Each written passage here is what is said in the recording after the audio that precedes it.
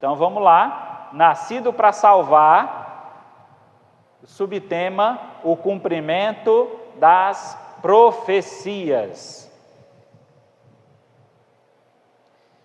Muito bem, o cumprimento das profecias constata a veracidade da vinda de Jesus. O nascimento do Senhor traz ao ser humano a única opção de salvação, por isso é preciso crer e permitir que Jesus nasça em nosso coração. Vejamos hoje, então, quanta mudança e transformação ocorre na vida daquele em quem Jesus nasceu. Nós vamos ler o texto em Lucas, eu peço que você abra a sua Bíblia, Lucas capítulo 4. Lucas 4.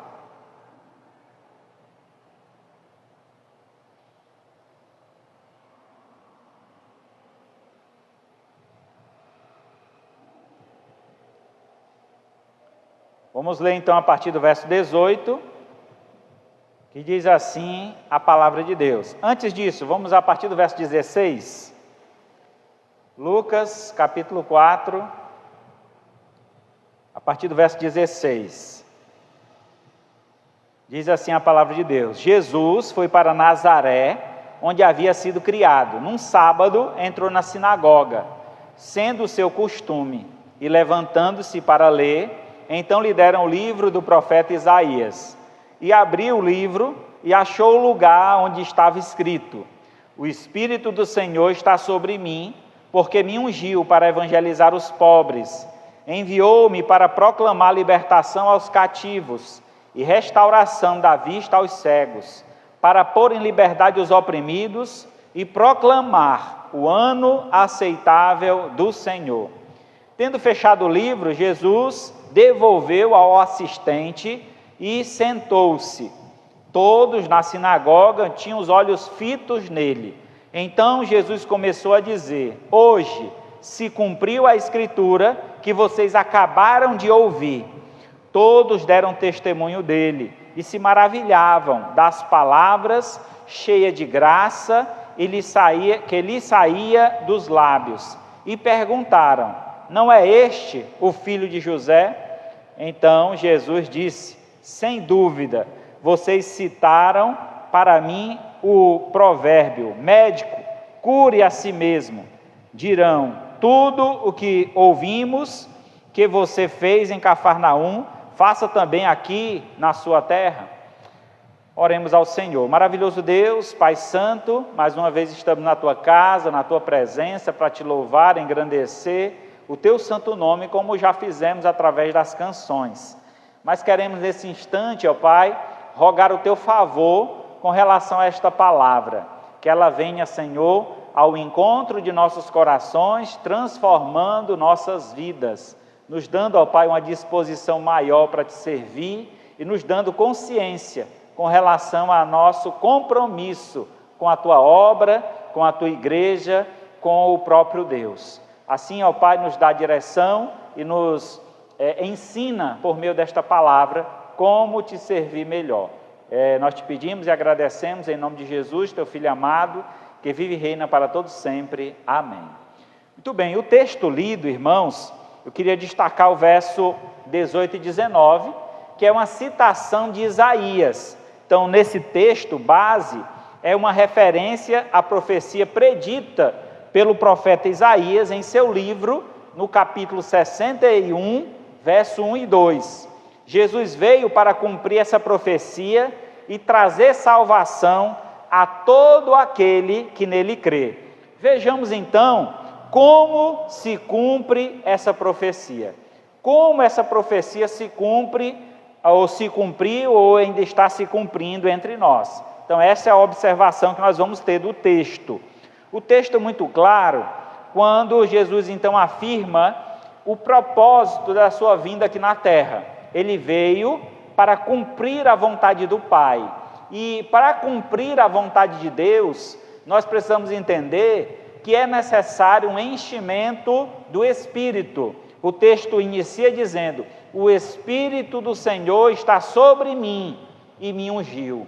Então Jesus Cristo, naquele momento, estava recebendo do próprio Pai todo o poder, poder este para proclamação, poder este para cura, poder este para libertar o homem de toda a escravidão do pecado.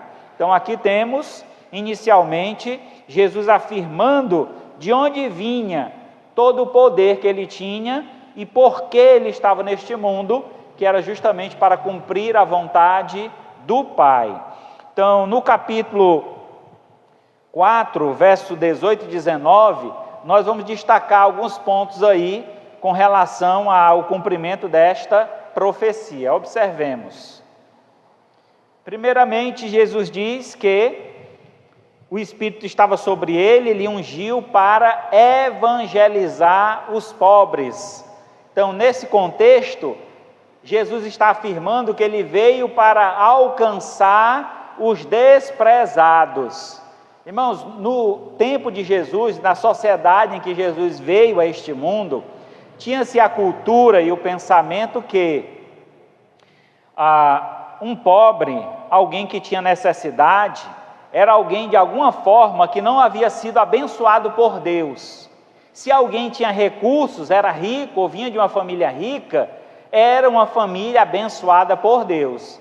Então toda pobreza, todo sofrimento desta terra era meio que uma maldição que Deus estava lançando sobre aquela pessoa, sobre aquela família.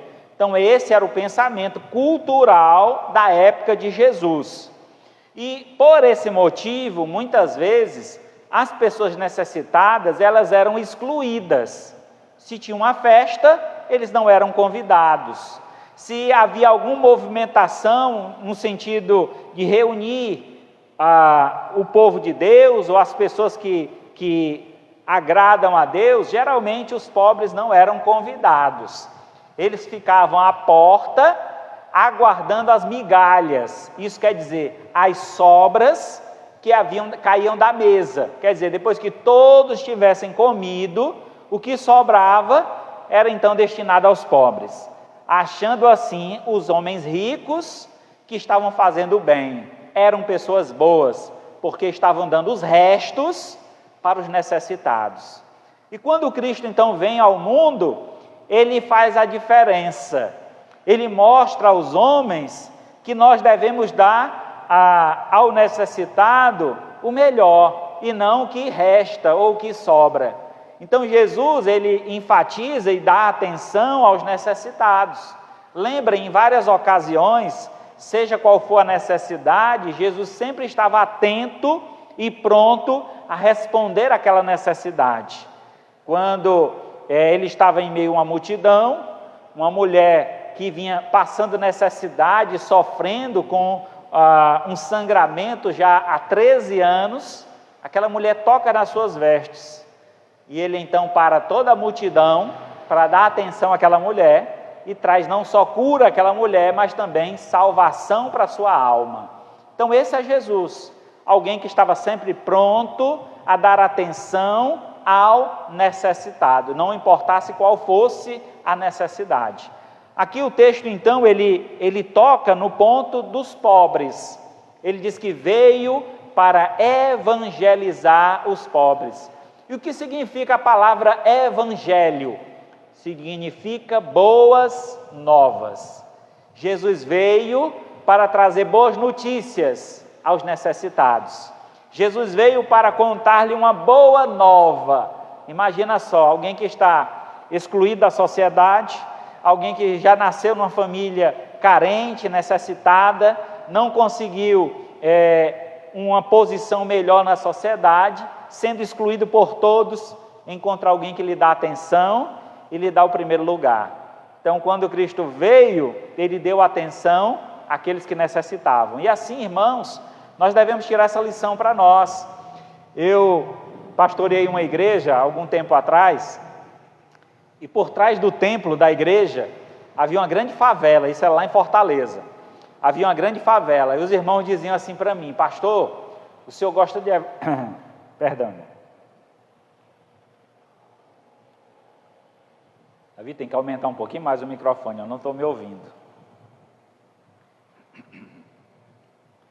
Os irmãos diziam assim: pastor, o senhor gosta de evangelizar, quando o senhor sair para evangelizar, evangeliza só daqui para frente.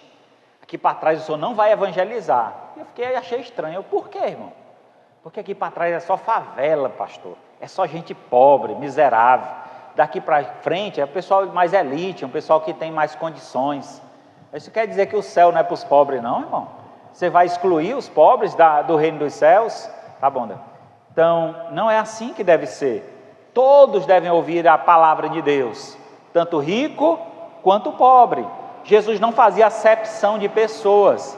É tanto que Jesus, por exemplo, se assentou na mesa de pessoas ricas, como Zaqueu. Zaqueu era um homem rico, abastardo, com muitos recursos. Mas quando Jesus prega o evangelho para ele, qual foi a ação que Zaqueu tomou com relação aos seus recursos? Ele disse que daria metade dos seus bens aos pobres, e o que ele tivesse roubado de alguém, ele devolveria muitas vezes mais, se eu não me engano 3, 4 vezes mais.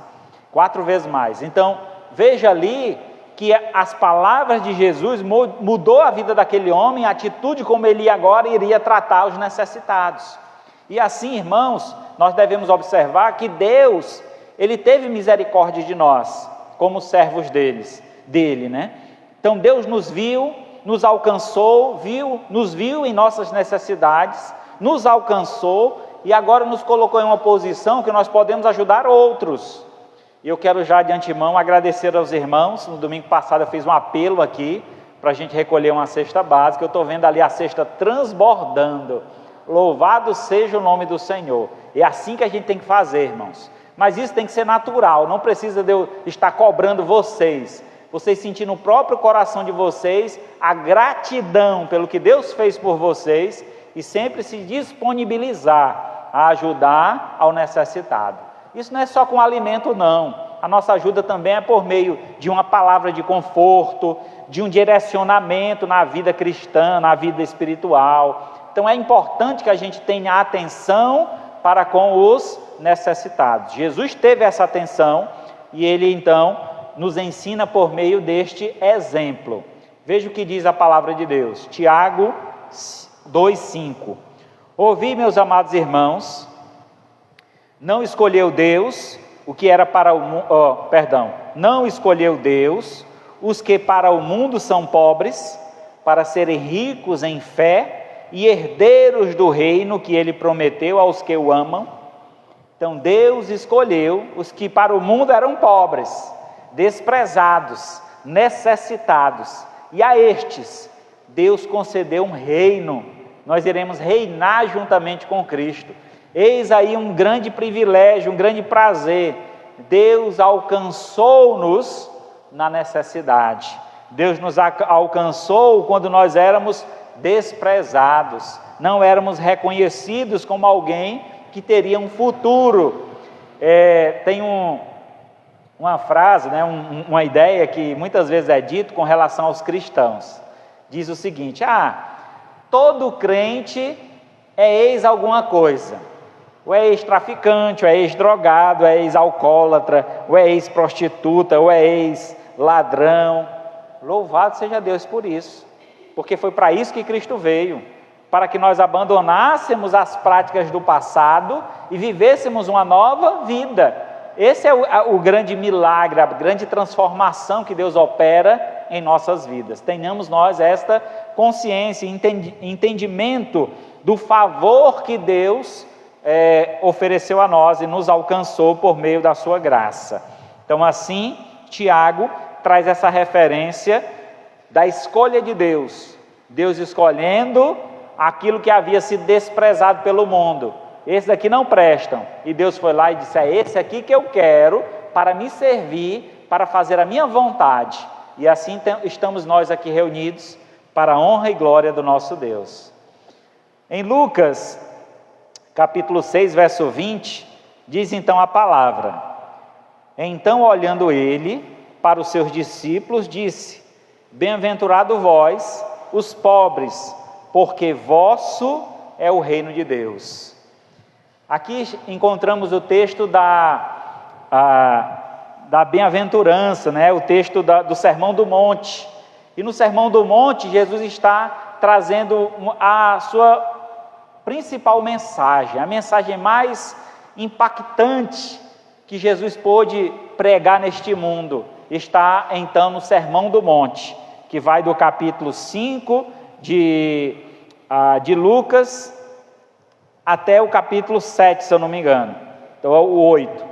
Então são 3 ou 4 capítulos, onde é uma mensagem que Jesus está transmitindo aos seus discípulos. E durante então essa mensagem ele toca no ponto novamente sobre os pobres. E ele então afirma que bem-aventurado são os pobres. E a palavra bem-aventurado significa verdadeiramente feliz.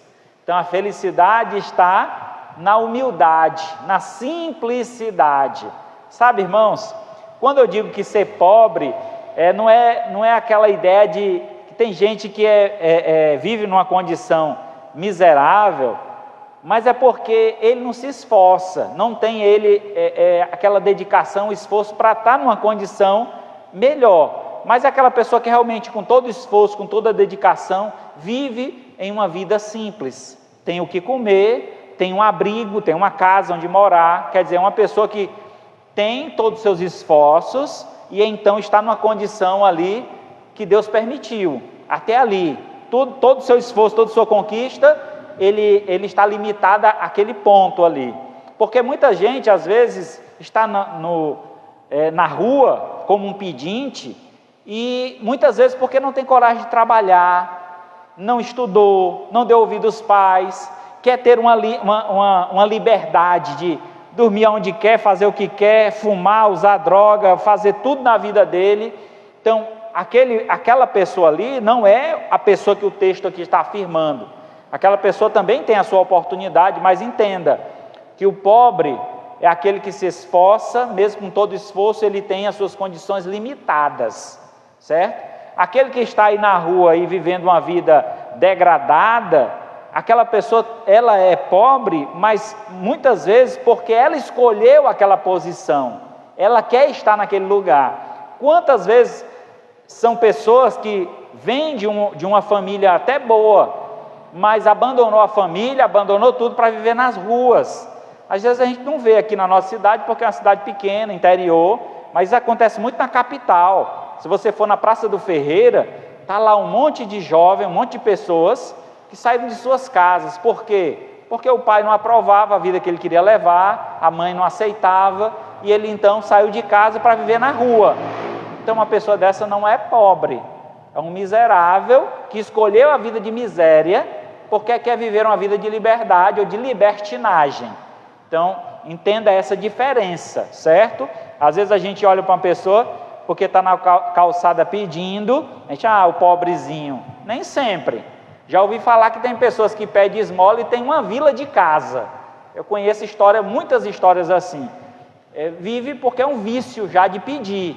Então não é esse tipo de pessoa. Então tenha muito cuidado em fazer as análises e avaliação de quem são esses pobres que a Bíblia fala. Mas entendendo que a Bíblia diz que são bem-aventurados, porque essas pessoas que têm uma condição limitada, elas se esforçam, se dedicam, mesmo com todo esforço e dedicação, tem a sua limitação, Deus reconhece, Deus abençoa, e Deus chama essa pessoa de bem-aventurado, porque ele é feliz com pouco.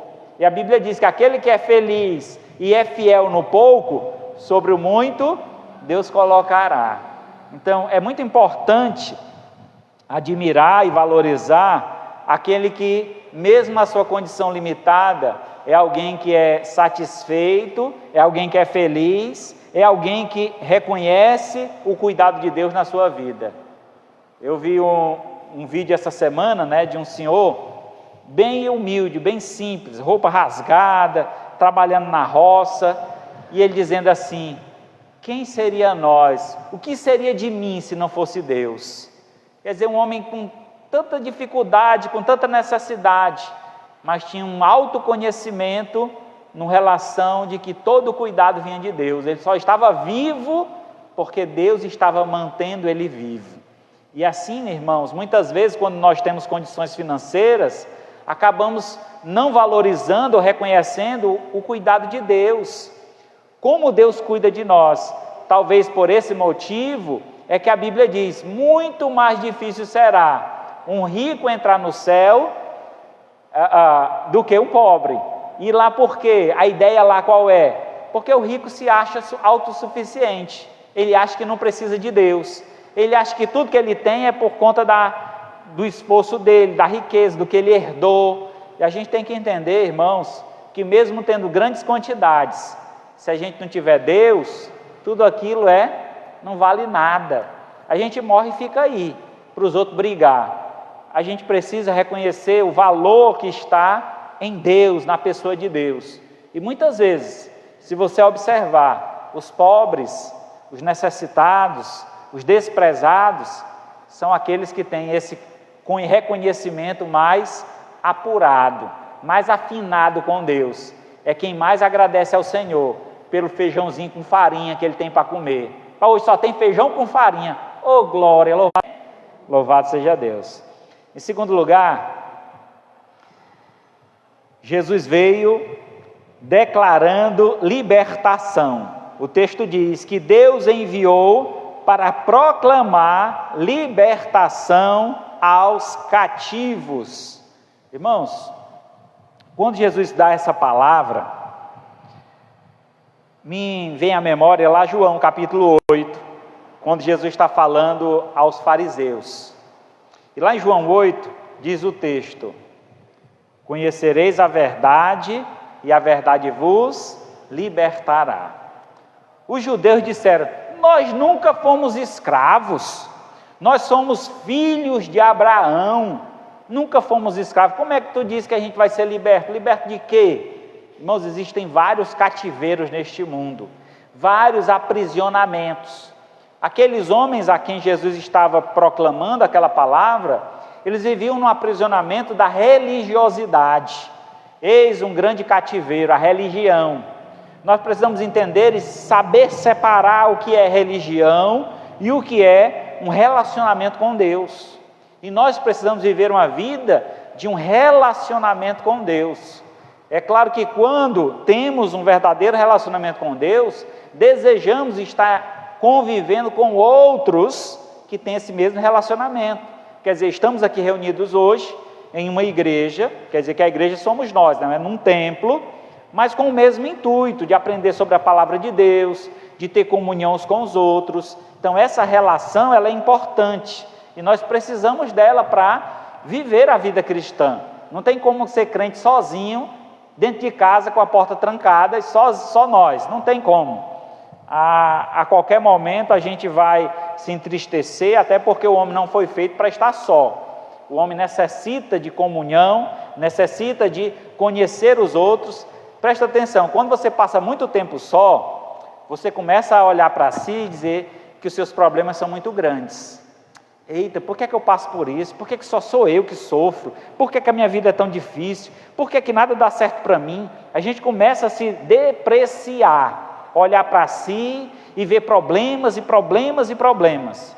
Quando a gente está no convívio com outras pessoas, a gente começa a ouvir o problema dos outros. Esse, meu Deus do céu, tu passa por isso? Rapaz, pois a minha vida é boa demais.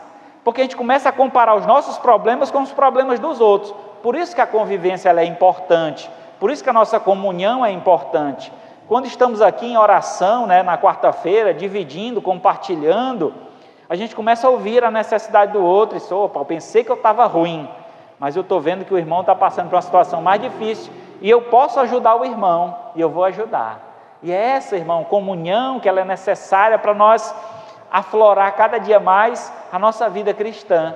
Mas o que acontece? Muitas vezes, vivendo a religiosidade, nós vivemos em um cativeiro, preso, não olhamos os outros, não vemos a necessidade dos outros, não estendemos a mão ao necessitado. Porque ele não é da minha religião, vai para lá. Não é assim. A gente tem que dar atenção a todas as pessoas e ajudar todos os necessitados. Cristo não ajudou somente quem era do time dele, não, ele ajudou a todos, e depois que foi ajudado, se quisessem segui-lo, ele estaria disponível para conduzi-los. Então, a declaração de libertação que Jesus traz por meio da verdade. E o que é a verdade? Essa pergunta foi feita para Jesus. O que é a verdade? E a resposta de Jesus foi: eu sou o caminho, a verdade e a vida. Ninguém vai ao céu a não ser por Cristo, por mim, disse ele. Então ele é a verdade. Assim também ele afirma na sua palavra, lá em João 17:17, santifica-os na verdade, a tua palavra é a verdade. Então nós temos uma verdade plena, perfeita, absoluta, e essa verdade vem de quem? Vem de Deus. A palavra é de Deus, Cristo é de Deus e é o próprio Deus. Então nós podemos conhecer uma verdade, e essa verdade ela tem o poder de nos libertar de todas as amarras, de todos os cativeiros. Temos o cativeiro da religião, mas temos o maior de todos, que todos nós um dia estivemos aprisionados a ele, que é o cativeiro do pecado, que nós precisamos nos libertar do pecado. E como nos libertar do pecado? A não ser por meio da palavra, reconhecendo que somos necessitados de Deus e busquemos a presença do Senhor. E aí seremos livres de todo o pecado. João 6:36. Se, pois, o Filho vos libertar, verdadeiramente sereis livres. Então nós precisamos de Cristo para sermos libertos de todo o cativeiro, seja do pecado, seja da religiosidade. Tenhamos então uma vida livre para adorar a Deus e servi-lo como Ele merece, com toda honra e toda glória. Que a nossa vivência na presença, na casa de Deus, na presença do Senhor, seja livre. Nós não devemos estar preso ou aprisionado a qualquer cativeiro, pelo contrário, seja livre para adorar ao Senhor e para fazer a sua vontade. Lembrando, o que é que limita a nossa liberdade? Existe limite, não existe liberdade plena. Não existe liberdade de eu fazer o que eu quiser. Eu vou adorar a Deus pulando na cadeira. Não existe esse tipo de liberdade. Existe controle da liberdade. A liberdade é assistida. Então nossa liberdade vai até onde a gente não ofende ao Senhor, onde a gente não faz coisas que desagradam ao Senhor. Então nossa liberdade de adorar é em espírito e em verdade, quer dizer, uma adoração consciente, uma adoração que parte de um coração quebrantado, de uma vida realmente devocional, uma vida que reconhece Deus na sua inteireza. Eu estou aqui para adorar a Deus, e quando a gente olha para a Escritura e vê como a adoração é feita lá no céu, lá em Isaías nós encontramos isso. Isaías, não vou lembrar agora o capítulo, se eu não me engano 51, que diz que os anjos cobriam o rosto com duas asas cobriam os pés e com duas asas voavam. E esses anjos estavam diante do altar de Deus, e diz que a orla da veste de Deus enchia todo o templo. A orla é aquele manto, aquela capa que o rei usa. E aquilo, quanto maior fosse a capa do rei, maior era a sua glória, mais poderoso era este rei. E o texto diz que enchia todo o templo a orla da sua veste. E então os anjos honravam e glorificavam ao Senhor. E durante essa adoração, os anjos nem sequer olhavam para Deus, colocavam suas asas sobre os olhos, diante da presença do Senhor, como santo e puro e perfeito é Deus. Então, quando chegamos aqui à casa de Deus para adorá-lo, devemos ter essa consciência. Rapaz, eu tenho que fazer o melhor para Deus. Eu não vou oferecer qualquer coisa. Eu não vou chegar aqui para adorar de qualquer jeito. A gente brinca lá fora, na nossa casa, mas aqui na igreja é um lugar de reverência, é um lugar de respeito. Então a gente tem que ter atenção. Quando um está pregando, fazer silêncio, ter atenção ao que está sendo dito, para que a gente possa aprender.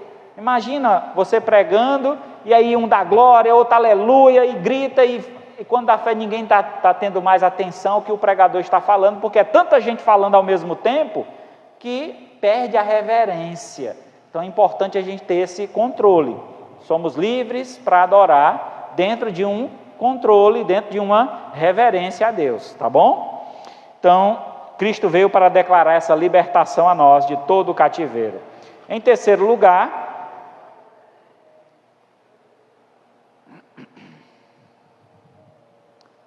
operando às vistas, diz o texto, enviou-me para proclamar libertação aos cativos, restaurar da vista aos cegos. Jesus curou muitos cegos quando estava nesse mundo. Tem uma história, do cego Bartimeu. O homem estava lá no caminho e ouviu o tropelo das pessoas. Várias pessoas andando ao mesmo tempo, um falatório, e ele perguntou: quem é que está passando? Esse é Jesus. E ele começou a gritar: Jesus, filho de Davi, tenha compaixão de mim. E as pessoas começaram a dizer: cala a boca, rapaz, tu vai atrapalhar o mestre está passando aí. E ele gritava mais alto: Jesus, filho de Davi, tenha compaixão de mim. Jesus ouviu o clamor daquele homem, foi até ele e perguntou: o que é que tu queres que eu te faça? Queres ver? Ele: é tudo que eu quero, Senhor. E naquele mesmo instante Jesus o curou. Mas há outras histórias de cura que Jesus operou, e há uma delas lá em João capítulo 9, onde Jesus curou um cego de nascença, e esse cego estava na porta do templo, e as pessoas começaram a questionar: será que ele era cego mesmo? Chamaram os pais do cego: ei, pai, vem cá, porque Jesus curou ele no sábado. Ei, vem cá, olha aqui, esse menino era cego mesmo? Ele já era um homem, esse homem era cego. Quem é que garante que ele era cego? Será que ele não enxergava nem um pouquinho, não? Começaram a duvidar e perguntaram: quem foi que te curou? E ele disse: eu não sei, só sei que ele perguntou se eu queria ser curado e eu fui curado. Mas quem foi? Ele não respondia. Até que mais tarde se encontraram novamente Jesus e ele, e Jesus se declarou para ele: eu sou Jesus o Cristo, o Filho do Deus vivo. E ele então, a partir dali, começou a servir ao Senhor e proclamar a palavra de Deus. Jesus então, no verso 9, diz assim, João 9:39, prosseguiu Jesus: eu vim a este mundo para juízo, a fim de que os que não veem vejam, e os que veem tornem-se cegos. Aquele homem estava desde a sua infância na porta do templo mendigando, um cego. Os religiosos passavam todo dia por ele, e muitas vezes não davam nem atenção. Os religiosos eram cegos com relação àquele homem, não davam atenção a ele. Não tem assim pessoas invisíveis no mundo, onde você passa por elas, estão ali pedindo uma esmola ou pedindo uma ajuda, e você não dá atenção. Então é como se você fosse cego com relação àquela pessoa. E os religiosos eram assim, viam necessitado e muitas vezes não davam atenção. Jesus está dizendo aqui no texto que ele veio ao mundo para trazer juízo. Juízo sobre quem? Sobre aqueles que enxergam e não querem ver a realidade, não querem ver a verdade. Eles conhecem a verdade, mas não praticam a verdade. Jesus disse: olha, pois esses que enxergam continuarão cegos, mas aquele que não enxerga, eu trarei vista a ele. E Jesus veio para nos trazer a visão espiritual, a visão da eternidade, a visão da verdade. Quando conhecemos a verdade, é tirado dos nossos olhos uma venda, porque a Bíblia diz, lá em 2 Coríntios 4:4, os quais o Deus desse século cegou o entendimento dos incrédulos, para que não resplandeça a luz do Evangelho da glória de Cristo, a qual é a imagem de Deus. O que é que acontece? O texto está afirmando que Satanás, que é o Deus desse século, ele cega o nosso entendimento.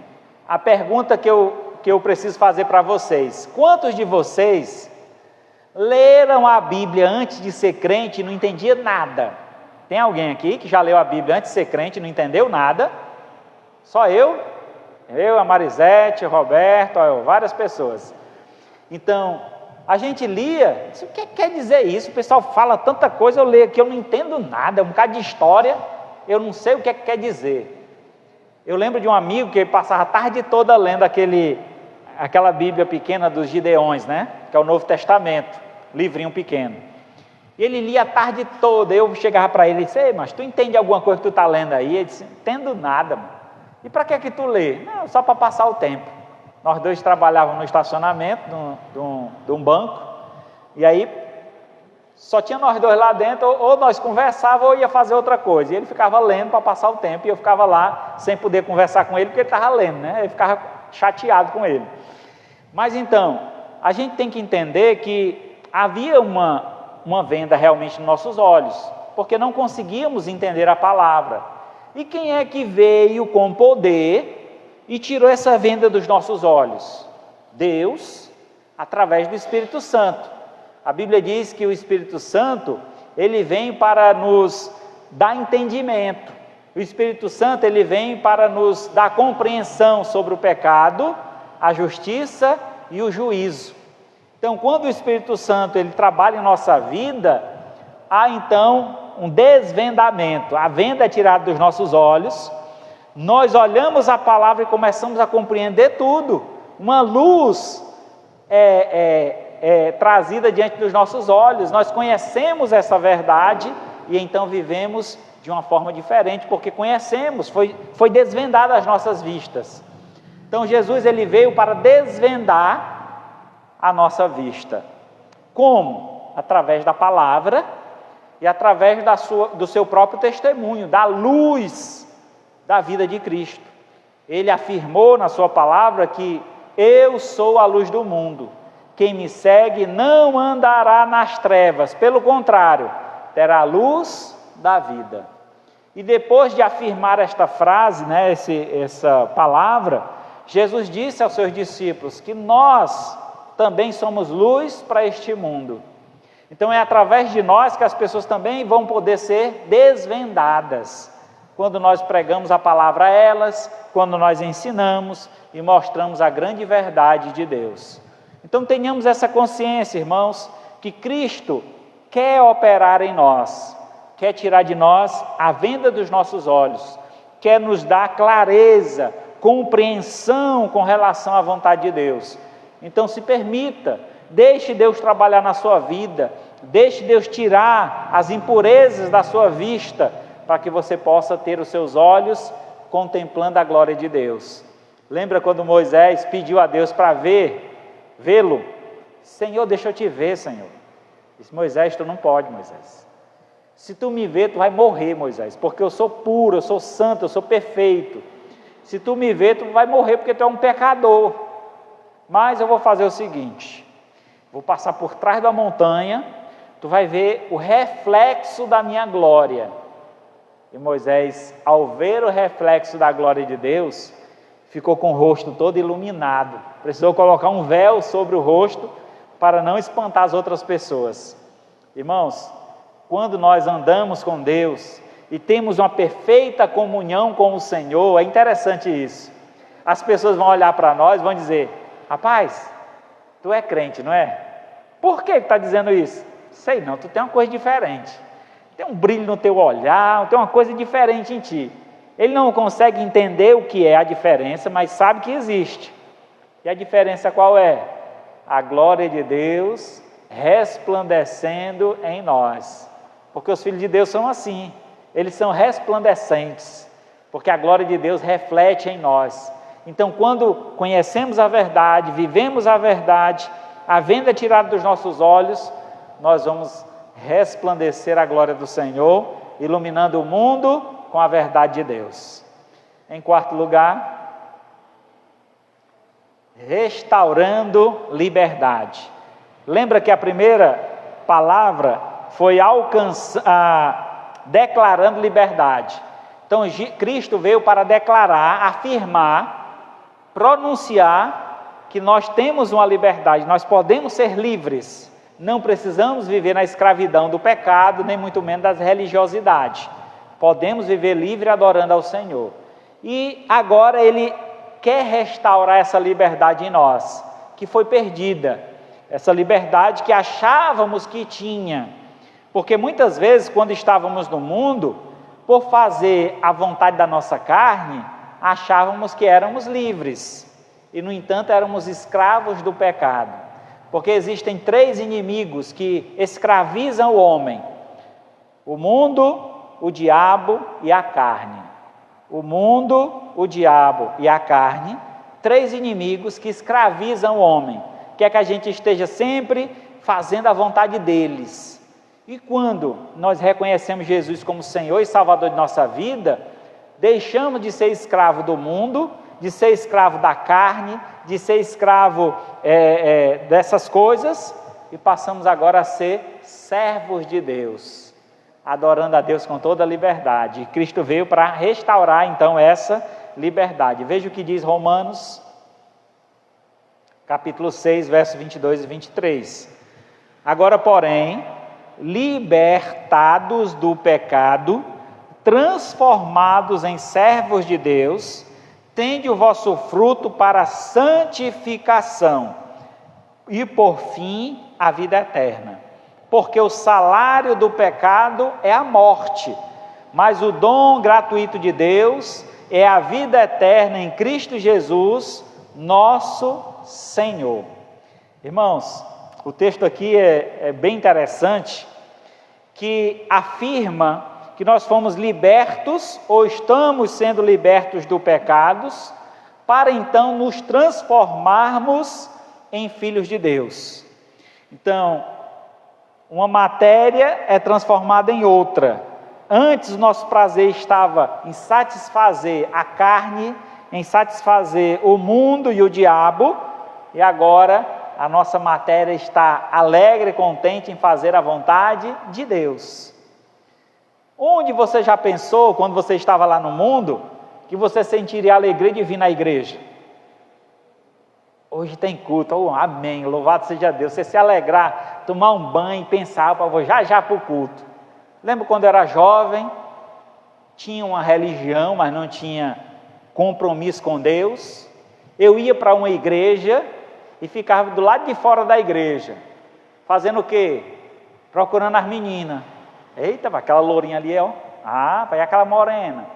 Eu ia só atrás das meninas na igreja, ficava rodeando a pracinha, era só para ver as meninas. E quantos não vão para a igreja com outros intuitos que não é adorar a Deus? Ou então vão à igreja, quando sai, vai para a quermesse, vai para um bar, e aí nesse instante estava adorando a Deus, agora está enchendo a cara. Como é que pode isso? Como é que funciona isso? Irmão, não é assim que funciona. Eu preciso entender que uma vez liberto, é como muitas vezes a gente age, né? As pessoas agem como um porco ou um cachorro. Como é? Você banha um porco ou um cachorro e quando ele sai do banho ele corre para se sujar de novo. Cristo veio para nos limpar, nos purificar. É usado aqui no texto a expressão de tende o vosso fruto para santificação. Quer dizer, nós fomos libertos para sermos santos. E a palavra santo traz a ideia de separado, de algo separado, algo exclusivo. Eu fui limpo, lavado no sangue de Cristo, purificado de todo o pecado. Para quê? Para voltar para o pecado. Está certo isso? Eu vou matar Cristo todo dia para perdoar os meus pecados, porque todo dia eu estou pecando de novo. Irmão, uma vez purificado, tenhamos a posição de servos de Deus. Fomos separados para Deus, agora para o serviço de Deus, para a obra de Deus, para fazer a vontade de Deus. Então essa é a vontade de Deus, a nossa santificação, que nós sejamos santos, assim como Deus é santo. Está tendo um movimento no meio evangélico muito forte, e usando até a Bíblia, né, para afirmar de que não tem problema o crente tomar uns goró, né, tomar umas bebidas aí, não tem problema, porque o pecado é se embriagar, beber não é pecado. Esse meu irmão, pelo amor de Deus, deixe de ser bobo, de ser tolo, ser enganado pelo diabo, porque isso é a enganação do diabo. Quem é que tem o controle? Se alguém aqui teve uma vida pregressa de bebida, ele não pode nem cheirar. Lembra dos Alcoólicos Anônimos? Aquele grupo que trabalha para que as pessoas parem de beber? O lema deles é nenhum gole, não pode tomar nenhum gole. Aí eles contam quantos dias eles estão sem tomar um gole de bebida alcoólica. Aí eles ganham uma fichinha. Meu pai fez, ele era dos Alcoólicos Anônimos, ele tinha, não sei se era a ficha 33, se eu não me engano. Então já estava bem evoluído, porque há muitos anos que ele não bebia. E ele ia lá dar testemunho e falar sobre isso. E aí agora os crentes, se achando tão livres, que não tem problema não, pastor, tomar uma. Vai nesse caminho aí para tu ver. Vai por esse caminho para tu ver. Qual o exemplo vai dar para os teus filhos? Porque eles vão te ver bebendo, aí lá, quando eles estiverem longe de ti, será que eles vão ter o mesmo controle que tu tem? Porque às vezes a gente se acha muito espiritual, a gente pode cometer alguns pecados, porque somos espirituais. Cuidado, meu irmão, cuidado. Aquele que está lá em cima, cuidado que não caia. Então, o apóstolo Paulo, com relação à vida de pecado, ele diz: quando eu acho que sou forte, aí é que eu sou fraco. Quando eu acho que eu tenho todo o poder, toda a força, aí está só uma frepinha assim para eu escorregar e cair. Mas quando eu reconheço a minha fraqueza, a minha força vem do Senhor. Tudo posso naquele que me fortalece. Então é quando eu sou fraco e reconheço a minha fraqueza. Se essa é minha falha, essa é minha fraqueza, eu não vou por esse caminho. Então tenha essa consciência. Deus nos restaurou a liberdade. E essa liberdade não é para fazer o que eu quero, não. É para fazer a vontade de Deus. Eu sou livre para fazer a vontade de Deus, o que antes eu não tinha essa liberdade. Antes eu não conseguia fazer a vontade de Deus. Por quê? Eu estava escravo do mundo, do diabo e da carne. Eles estavam me dominando com freios e cabrestos. Mesmo que eu quisesse fazer alguma coisa que agradasse a Deus, eles me impediam de fazer isso. Então entenda, sua restauração está sendo feita, você está sendo livre. Agora use da sua liberdade para a glória de Deus, e não para voltar ao pecado e praticar o pecado. Então se afaste das coisas do mundo, se afaste do pecado. A Bíblia afirma que a gente deve se afastar da aparência do mal. Não é para se afastar só do mal, não, até da aparência. Lugar de crente, você sabe onde é. Tenha cuidado, aonde você tem andado. 5. Apregoando salvação. O texto diz que ele veio apregoar o ano aceitável do Senhor. Jesus veio para pregar o tempo de Deus. E o tempo de Deus é hoje. Não deixe para amanhã o que você pode fazer hoje. A gente tem muito disso, né? Chegando no final do ano, a gente diz: ano que vem eu vou fazer meu regime. Ano que vem eu vou ler a Bíblia todinha. Ano que vem a gente começa a fazer promessa para o ano que vem. Comece hoje. Não deixe o regime para o ano que vem, não. Mas pastor, as festas de fim de ano tem tanta comida boa. Mas tem um compromisso com Deus. Se é isso que você quer, se é isso que você espera, se é o melhor que você busca para a sua vida, então comece hoje. Você quer ter a salvação? Então busque a salvação hoje. Não espere você morrer para buscar a salvação, não. Porque ao homem foi dado direito de morrer uma só vez. Depois disso, segue-se o juízo. Haverá um julgamento.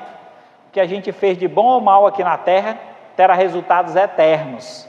A gente falou disso na quarta-feira passada, né? Então tenhamos essa consciência. Então Jesus veio para pregar salvação. Lucas 19:10, porque o Filho do Homem veio buscar e salvar o perdido. E Tiago 1:21, portanto, despojando de toda a impureza e acúmulo de maldade, acolhei com mansidão a palavra em vós implantada, a qual é poderosa para salvar a vossa alma.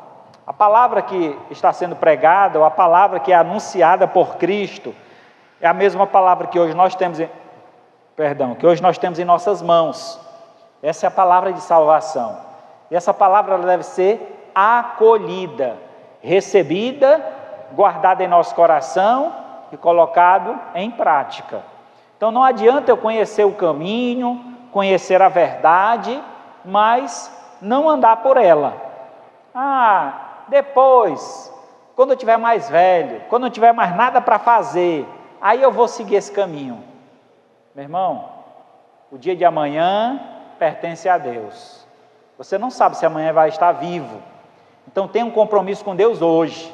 Faça o seu compromisso hoje. Hoje é o dia que o Senhor escolheu para a tua salvação. Então, coloque a sua vida nas mãos de Deus. Confie nele e o mais Ele fará. Então, Jesus veio para pregar a salvação e Ele tem pregado esta palavra também por meio dos seus servos.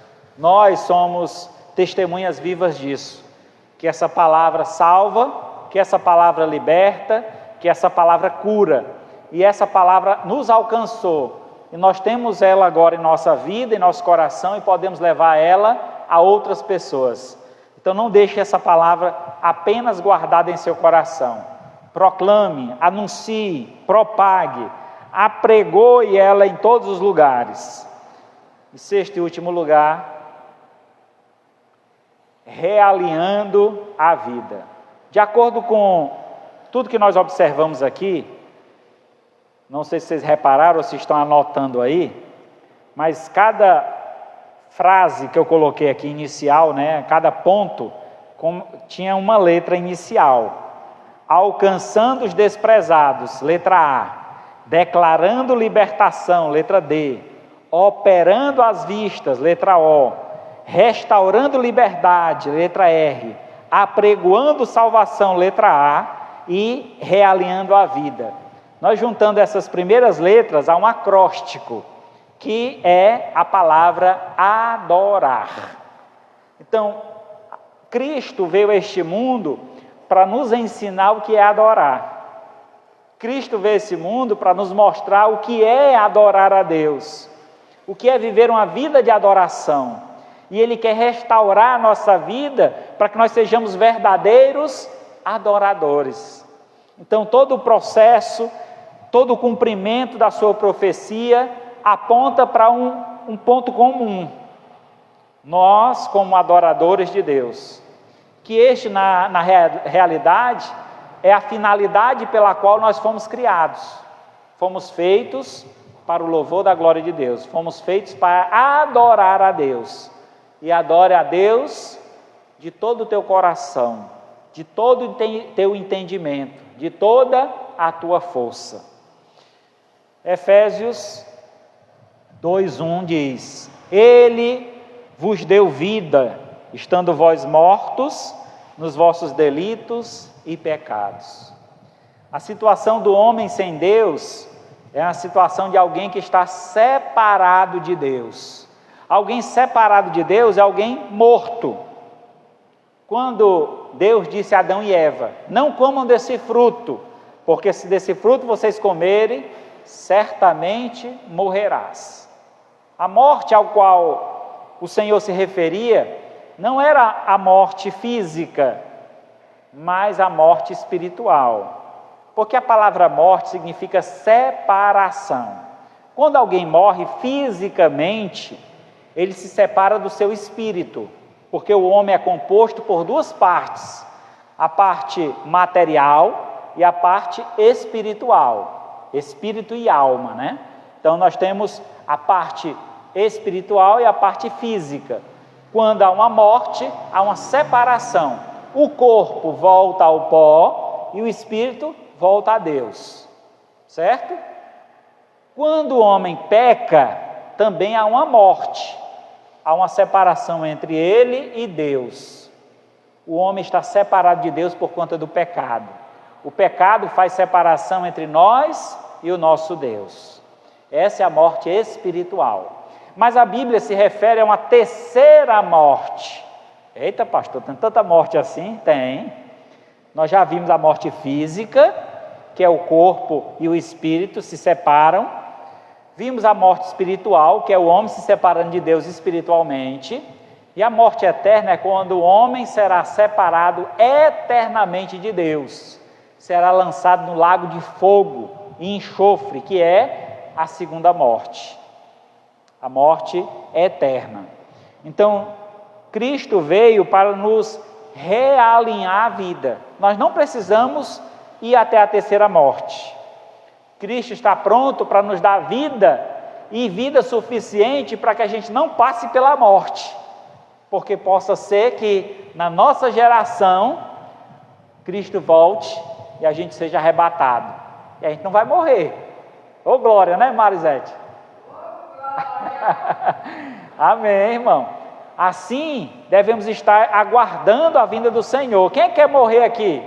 Acredito que ninguém, né? Mas para a gente não morrer, a gente precisa viver a vida que Cristo trouxe para que nós vivêssemos. Porque esta vida nos garante uma eternidade ao lado de Deus. Nós estávamos mortos em nossos delitos, mas Cristo veio para nos trazer vida, e vida em abundância. João 10:10 diz assim: o ladrão vem somente para roubar, matar e destruir. Eu vim para que tenham vida e a tenham em abundância. Então Cristo fala sobre a vida que Ele veio nos trazer, que é uma vida perfeita, uma vida eterna. E João 17:3, a vida eterna é esta, que conheçam a Ti, o único Deus verdadeiro, e a Jesus Cristo, a quem enviastes. Nós temos a vida eterna da parte de Deus. Como é que nós podemos ter essa vida? Reconhecendo Deus como único e suficiente Salvador, como nosso Senhor e único e suficiente Salvador. Então não perca tempo, não deixe para amanhã, entregue a sua vida a Jesus hoje, e você receberá dele uma vida eterna. Possa ser que você não passe pela morte, porque Deus está garantindo que a você, das quais nós somos os maiores beneficiários. Ó felizardo, com o nascimento de Jesus, são todos os pecadores que reconhecem a sua fraqueza e fragilidade, reconhecendo que em Jesus há poder para curar, libertar e conceder vida nova. Você já reconheceu a importância do nascimento de Jesus? Então, entregue a sua vida a Ele e receba-o como Senhor e Salvador de sua vida. 1 Timóteo 1,15. Fiel é esta palavra e digna de toda aceitação, que Cristo Jesus veio ao mundo para salvar os pecadores, dos quais eu sou o principal. A primeira vez que eu ouvi esse texto, eu achei arrogante. Cara, arrogante, Jesus veio para salvar ele é o principal. Mas o texto não está dizendo isso. A interpretação do texto correta é: ele é o principal pecador. Ele reconheceu o pecado. Se nós não reconhecemos que somos pecadores e necessitamos de Deus, não há salvação, porque Cristo veio para salvar pecadores. Reconheça que você é um pecador, aceite o poder de Deus que veio para nos libertar e nos trazer vida, e certamente você será alcançado pela graça de Deus. Amém? Louvado seja Deus por isso.